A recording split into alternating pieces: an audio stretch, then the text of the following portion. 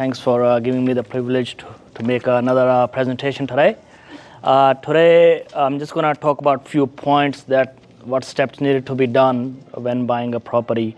I see so many times where people, they get their loan approved and they just on the market trying to find the house without doing the basic checks, and they think only the price is the most important thing when the other things could be more expensive. Next slide, please. Now, these are a few steps. I'm going to be talking 7 of them. There are many more, but 7 are the most important: zoning, future developments, easements, encumbrances, caveats on the titles, social housing, where you are in the area if you are looking, strata, if you're looking to buy a unit or apartment building, then strata reports could be important. Owner builder, any unapproved works that's been done on the property, rental appraisals or actual comparable sales to make sure you pay the right price, and why you want to buy that property in the suburb, because every property should help you out for the next one.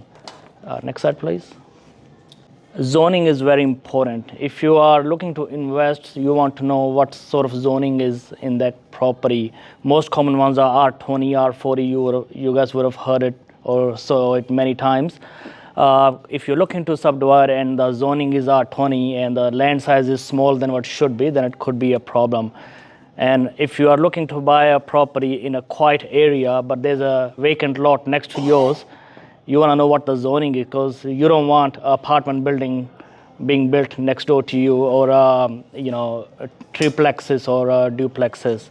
The thing happened to my suburb. I live in Dayton, and there's usually just green titles, single property on the lands. But there's this new childcare, and they had a big lot available, around 800 square meter, and they're putting 4 townhouses on it. So if that was my lot next door to it, I'll be worried. I may look into sell and move somewhere else. So zoning is important. Next one, please. Easements, encumbrances. If you're buying a big lot and your plan is to put a swimming pool at the back, you see a vacant land, okay, there's no swimming pool, no problem, I'll build myself. But if there's something in the land that other services who may have the rights to it, like service providers or a council, then you can't build on top of it.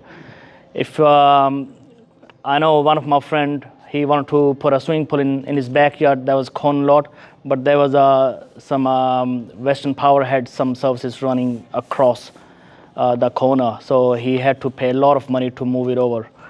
And need to check the title as well. If there's any caveat on the title, that could be a problem, because other people have interest, and sometimes the settlement won't go through because settlement agents want to make sure the caveats are removed. But if there's an issue is there and someone else has an interest in the property, then you can't really go for that property. And other services, like if you have a property, you look at the title, you will see the drainage, you will see the easements, but you may not see the sewerage, because sewerage is under Water Corporation. It won't be on the title, and so you need to make sure you check all the other services as well. Water especially, because they have drain. Sewerage is the most important, and make sure it's not on the land where you want to do something. Next slide, please. Proximity to social housing. Couple of examples. Helped a client buy a property in Ellenbrook, and so when I do a search, I want to make sure if I'm not saying that being social housing close to your home is bad, but sometimes you want to make sure what type of people are living there. There's a property in Ellenbrook I bought. We saw the next door neighbors. There was a social housing house, and they were a nice family, totally fine. So we went for the property.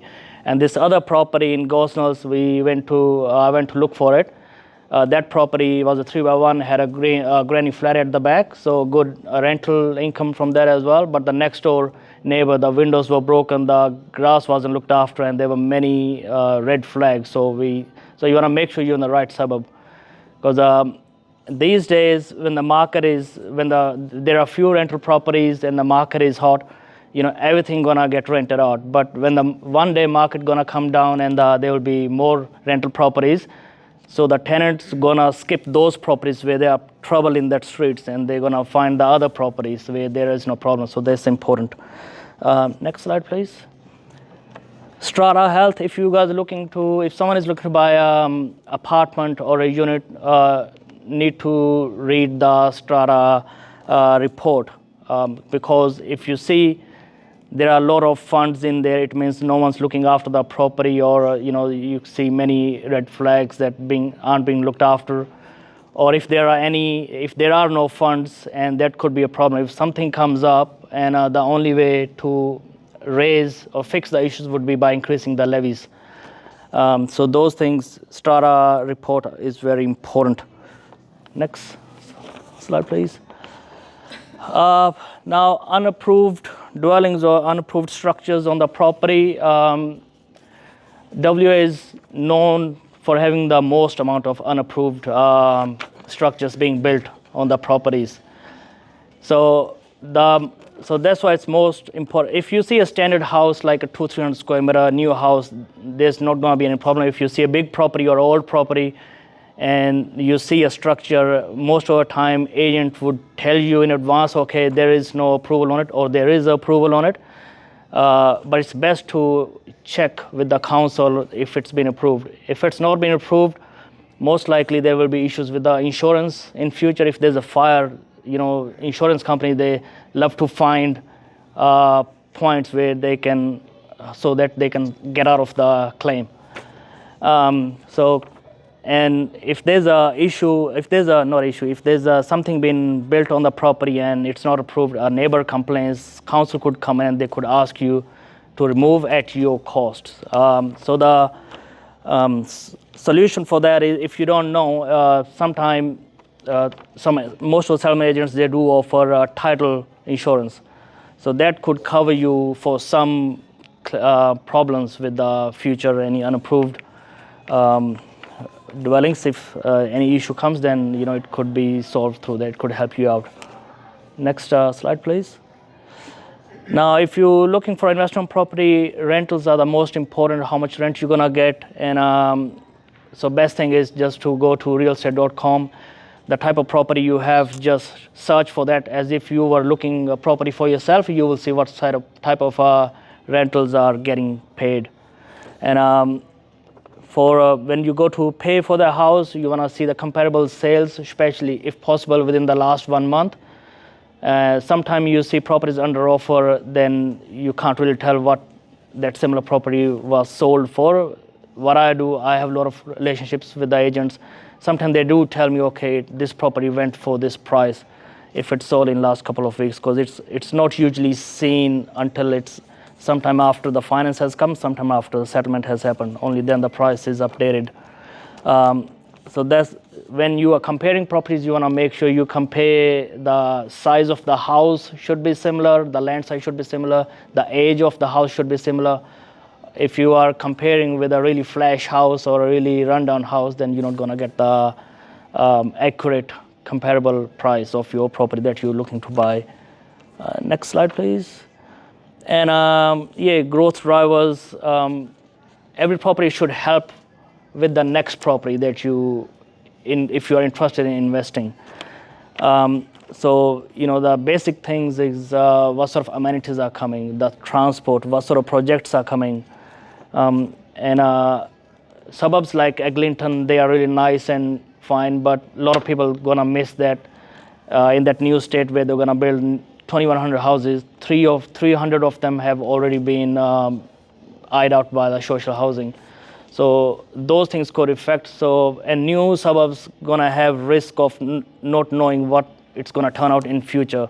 Where the old suburbs, they have been here for a long time and they are tested. We know the schooling is there, everything is there. So next slide, please. And any questions? Gary, in topic number 4, strata, what's a sinking fund? Well, that's the fund that you need to see how much fund is there, how much funds are there. If the sinking fund is running low, that could be an issue. And if you see someone trying to sell a property really undervalue, under market value, then those are things I would first look into it. Sinking fund is pretty much, the Capital improvements fund. sorry. A capital improvements fund. Australia usually Yeah. have two funds, general maintenance fund and a sinking fund, which is for your major renos, when the roof needs replacing or the lift needs replacing. Sometimes it's called a reserve fund. Reserve fund. Yeah. All right. It's part of the levies. So they're really thinking that the whole thing's going to sink. It is, it's just in case you don't sink. Well, your property value could sink very quickly.